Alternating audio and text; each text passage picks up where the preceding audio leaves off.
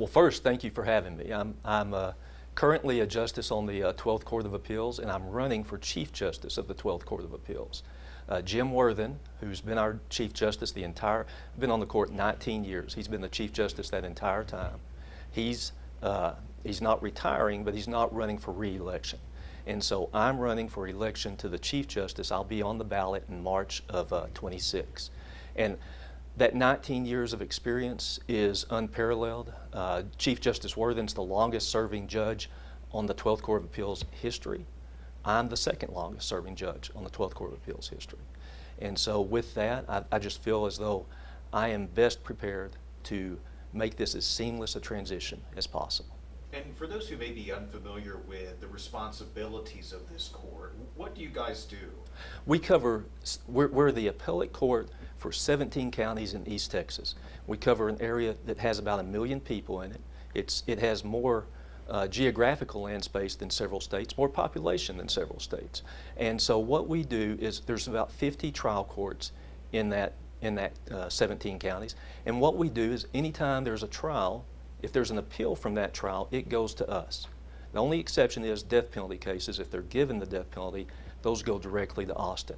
And so what we do is we have an enormous impact in this area with regard to, in most cases, we're the final word on a dispute. And so the largest legal disputes in this East Texas area, they come to Tyler and we make a decision. There's 3 judges on our court. I already told you about Justice Worthen. Justice Neely is the other one. He's been on the court 10.5 years, so we've had a lot of continuity, and we've served the citizens well, and we're proud and honored to be able to do that.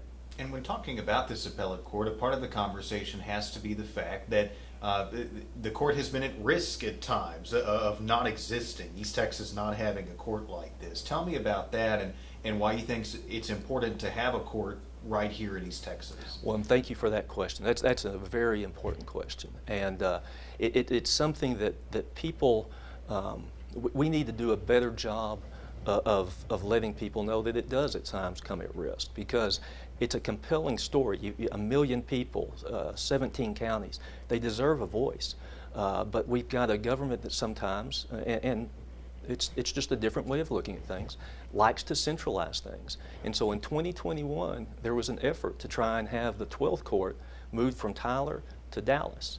And we fought that. It was a war, and you don't know whether you're going to win a war or not, but you know that war is worth fighting. And so we were able to fight that war, and we were able to, with great help from our legislators, government officials, and citizens throughout the district, a real banding together, we were able to fight that war and keep the court in Tyler, as it has been for 60 years, 60 plus years. And so we have to remain vigilant. There's been additional efforts at that. They haven't gotten very far since 2021, but we have to remain vigilant, and we believe it's important, and we believe from talking to the citizens that they believe it's important. And if it's important, we need to get that message out that, hey, it's important to East Texans to have a court in Tyler.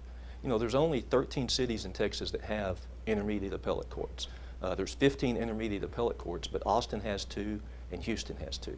And so we want Tyler to have a seat at that table. We want East Texans to have a seat at that table. And we think it's worth having. And if you were to become Chief Justice, obviously that ongoing fight would have to be something that you would be vigilant of. Why do you think you're one of the best person, I guess I should say, to be leading that court when there is some uncertainty about the future of the court? Absolutely, and it is something that we have to remain vigilant at. We have to remain ready for the fight. And having been through the fight in 2021, Chief Justice Worthen was the lead in that fight, but I was there as well. And having been in that fight in 2021, I feel as though I'm best prepared to be ready if that fight happens again. And that's been shown through the first 30 days of my campaign.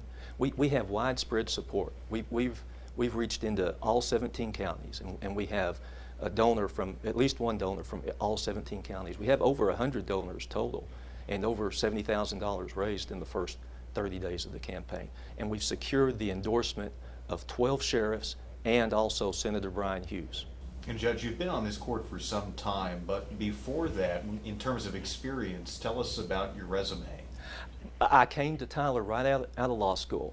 Just down the street, I was clerking for District Judge William Steger, and that was 1994 to 1996, 2 great years. Got to just serve with a man of integrity and honor, and he showed me that if you want to be a judge, you need to have integrity. That means you need to be willing to rule whatever way the law takes you, and you need to have hard work, be a self-starter, and you need to be happy or content with your role. And what your role is as a judge is just being an umpire. And so we don't call we don't call policy. We don't set policy. We only call balls and strikes. The legislature determines what the strike zone is. We just call the balls and strikes. And so after that 2 great years, I was able to spend 10 years in private practice in East Texas, trying cases throughout here, representing small businesses and some large businesses as well. And it was an honor and a pleasure to serve as an attorney out here. I've enjoyed every job I've had. My favorite job is being a justice on the 12th Court of Appeals, and with if fortunate enough to be elected Chief Justice, I will do everything in my power to serve the citizens well. Very good. And to the voters, when would they be deciding in this election?